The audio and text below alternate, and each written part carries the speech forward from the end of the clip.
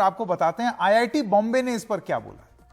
दरअसल उधर आईआईटी बॉम्बे के जो प्रशासन है उन्होंने दर्शन सोलंकी के साथ भेदभाव के आरोपों से इनकार कर दिया है। इतना आरोप अभी आपने सुना उनकी बहन द्वारा, और आईआईटी बॉम्बे कह रहा है कि एकदम इनकार। वो कहते हैं कि इस सिलसिले में एक बयान जारी करके उन्होंने उसमें कहा है कि कहीं कहीं कहा जा रहा है कि प्रथम वर्ष के छात्र की मौत की वजह भेदभाव है। हम इस बात का मजबूती से खंडन करते हैं। इसे सांस्थानिक हत्या यानी कि इंस्टीट्यूशनल मर्डर बताना सही नहीं।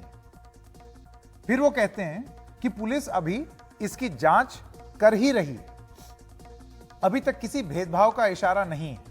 यह ऑफिशियली आईआईटी बॉम्बे की तरफ से बयान दिया जा रहा है। सोचिए, परिवार के आरोप के बाद भी दोस्तों से मिली सूचनाओं में कोई भेदभाव नहीं हुआ है। संस्थान को पूरी तरह सामान्यवादी बनाने को लेकर के पूरा एहतियात बरता गया है।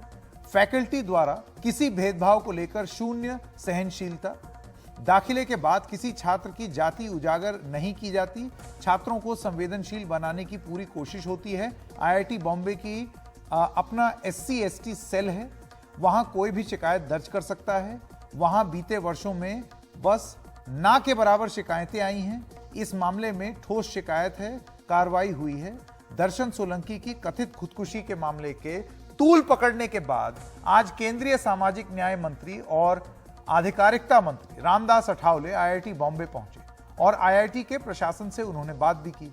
अठावले ने कहा कि जातिगत भेदभाव के आरोपों से आईआईटी प्रशासन ने इनकार किया है, लेकिन अगर भेदभाव के आरोप हैं तो इनकी गंभीरता से जांच होनी चाहिए। स्टेट गवर्नमेंट, क्योंकि महाराष्ट्र में मुंबई में आईआईटी आता है और महाराष्ट्र गवर्नमेंट की तरफ से भी कुछ मदद देने के बारे में मैं सीएम, डिप्टी सीएम से बात करूंगा और गुजरात के मुख्यमंत्री से भी बात करके इस फैमिली को कुछ मदद मिल सकती है, वो मतलब मिलनी चाहिए, इसके लिए मेरी कोशिश रहेगी। पूरी इंक्वायरी तो होनी चाहिए, लेकिन अभी जो पुलिस ऑफिसर ने हमको बताया है कि भाई पिताजी से उनकी आधा घंटा पहले बात हुई थी और उन्होंने पिताजी को बोला था कि मुझे एक सब्जेक्ट ठीक नहीं गया है और उन्होंने बोला था कि चिंता मत करो, मैं मुंबई आ रहा हूँ, ऐसा पिताजी ने उनको बोला था। लेकिन इसका क्या कारण है, इसके पीछे और भी क्या कुछ कारण हो सकता है क्या, इसकी पूरी जांच अगर स्पेशल ऑफिसर इंक्वायरी के लिए आएगा तो पूरा पानी का पानी, दूध का दूध हो जाएगा। इस मामले में सत्य ठीक से जांच होने के बाद ही सामने आ पाएगा, क्योंकि आप देखिए परिवार के आरोप आपने देख लिए, उसके बाद आईआईटी बॉम्बे उसको एक्नॉलेज करने को ही तैयार नहीं है। वो कह रहे हैं हमारे यहाँ भेदभाव होता ही नहीं है, हमारे यहाँ बड़ी स्ट्रॉन्ग सेल है।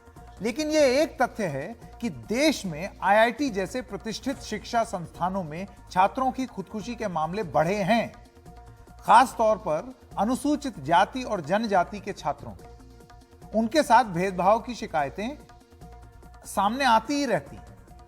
जैसे कि दिसंबर 2021 में शिक्षा मंत्री धर्मेंद्र प्रधान ने लोकसभा में एक सवाल के जवाब में बताया कि 2014 से 2021 के बीच आईआईटी, आईआईएम, केंद्रीय विश्वविद्यालयों और केंद्र से फंड पाने वाले उच्च शिक्षा संस्थानों में 122 छात्रों ने खुदकुशी की।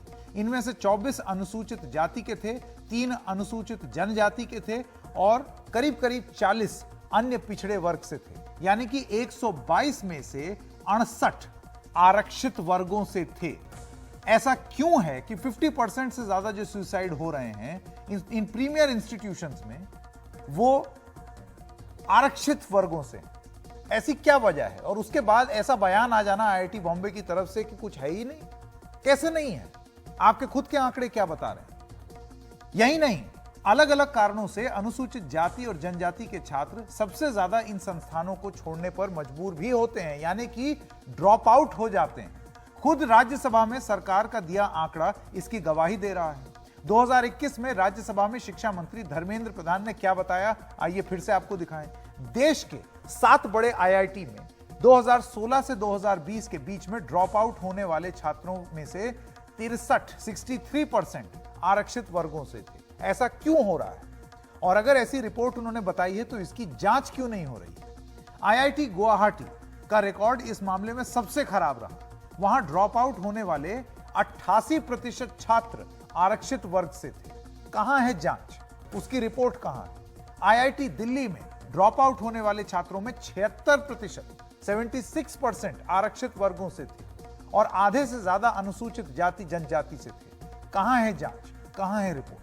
आईआईटी दिल्ली में ड्रॉप आउट होने वाले छात्रों में से 70% आरक्षित वर्गों से थे, जबकि 60% अनुसूचित जाति और जनजाति से थे। और उसके बाद जब इस तरीके की बात होती है, आईआईटी बॉम्बे से स्टेटमेंट आती है कि नहीं, ऐसा तो कोई मामला ही नहीं है, तो फिर इसको लीपा पोती की तरह ना देख के फिर और कैसे देखा जाए? आईआईटी बॉम्बे में ड्रॉप आउट होने वाले आरक्षित वर्गों के छात्र का अनुपात कुल छात्रों में उनके अनुपात के बराबर ही था, लेकिन अनुसूचित जाति और जनजाति के छात्रों का अनुपात ज्यादा था। ये आंकड़े क्या बता रहे हैं?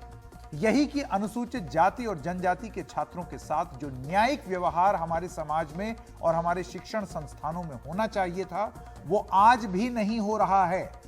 कहीं ना कहीं सिस्टम के भीतर इस तरह का इनर्शिया, एक घर्षण है, देखने को मिलता है।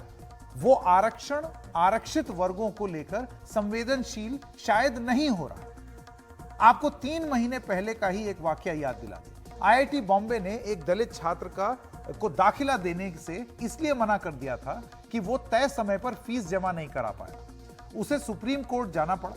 नवंबर 2021 में सुप्रीम कोर्ट के चीफ जस्टिस DY चंद्रचूड़ की अगुवाई में डिवीजन बेंच ने मामले में दखल दिया और संविधान के अनुच्छेद 142 का हवाला देते हुए आईआईटी बॉम्बे को निर्देश दिया कि वो उस दलित छात्र को सीट दे। जस्टिस चंद्रचूड़ ने आईआईटी प्रशासन को फटकार लगाते हुए कहा कि वो एक दलित छात्र है, उसकी बहन ने उसके लिए पैसे ट्रांसफर किए थे। आपको समझना चाहिए कि दरअसल असलियत क्या है। केस के तथ्यों को देखते हुए अगर दलित छात्र को सुप्रीम कोर्ट से न्याय नहीं मिला तो यह न्याय का उपहास हो। और सिस्टम का यह भेदभाव छात्रों तक ही सीमित नहीं है। अगर सिर्फ आईआईटी की ही बात करें तो 2020 में आईआईटी के डायरेक्टरों और सरकारी अधिकारियों के 8 सदस्यों के एक पैनल की सिफारिश देखिए। केंद्र सरकार ने दाखिलों और भर्तियों में आरक्षण की नीतियों को प्रभावी तरीके से लागू करने से जुड़ी सिफारिशों के लिए यह पैनल गठित किया था कि वो ठीक से इंप्लीमेंट हो जाए। इस कमेटी की रिपोर्ट क्या थी, आइए आपको बताते हैं।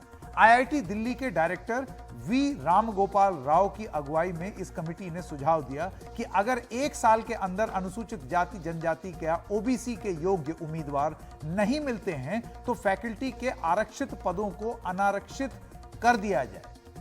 यह भी कहा गया कि फैकल्टी की नियुक्तियों में आरक्षण से सभी आईआईटी को मुक्त रखा जाए। इस कमेटी की सिफारिशों को सरकार ने 2021 में खारिज कर दिया। अब केंद्रीय विश्वविद्यालयों की फैकल्टी यानी कि शिक्षकों में आरक्षित वर्गों की नियुक्तियों का हाल भी देख लीजिए।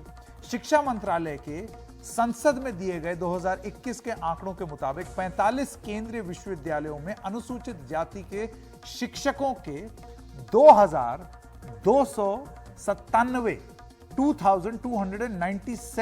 पद मंजूर थे, लेकिन इनमें से सिर्फ 1004 सीटें खाली, यानी कि ऑलमोस्ट हाफ, 50% खाली। अनुसूचित जनजाति के शिक्षकों के 1144 पद मंजूर थे, लेकिन करीब आधी यानी कि करीब 580 सीटें खाली। तो ये सवाल हमें पूछना पड़ेगा अपने आप से कि ऐसा क्यों हो रहा है। और इसके बाद जब स्टेटमेंट आता है कि भेदभाव नहीं है, तो फिर इन आंकड़ों का क्या?